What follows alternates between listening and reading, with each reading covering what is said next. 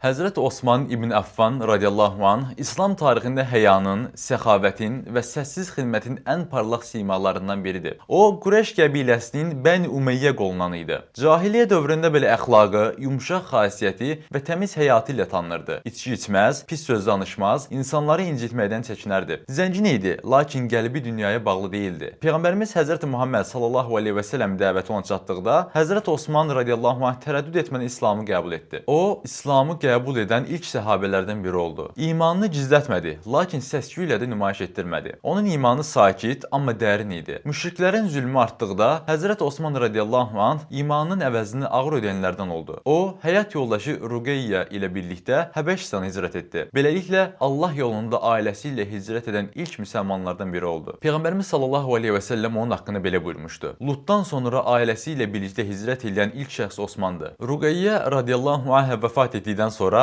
Peyğəmbərimiz sallallahu aleyhi və səlləm digər qızı Ümmü Gülsümü radiyallahu anhən də Həzrət Osmanı nikahladı. Bu səbəblə ona Zunnureyn, iki nur sahibi deyildi. Tarixdə bir peyğəmbərin iki qızı ilə evlənmək şərəfinə nail olan yeganə insandır. Həzrət Osman radiyallahu anh səxavətdə misilsiz idi. Təbuk səfəri zamanı ordu çətinlik içində qaldıqda yüzlərlə dəvə, qızıl və malını İslam ordusuna bağışladı. Peyğəmbərimiz sallallahu aleyhi və səlləm bu fədakarlığı görüb buyurdu. Bu gündən sonra Osman nə etsə ona zərər verməz. Mədinədə su qıtlığı yaşandıqda Ruma quyusunu öz malı ilə satın aldı və bütün müsəlmanların istifadəsinə verdi. O, malını insanlara deyil, Allaha sərmayə edirdi. Xəlifə olduğu dövrdə İslam dövləti daha da genişləndi. Ən mühüm xidmətlərindən biri Qurani Kərimin tək qiraət üzərində toplanması oldu. O, ümmətin parçalanmaması üçün öz adını deyil, Quranın birliyini önə çəkdi. Bu xidmət ümmət üçün böyük bir qoruma idi. Fitnə qapıları açıldıqda Həzrət Osman radiyallahu anh qan tökülməsini istəmədi. Özünü müdafiə edə biləcəyi halda belə müsəlman qanının axmasına razı olmadı. Günlərlə mühasirədə saxlanıldı,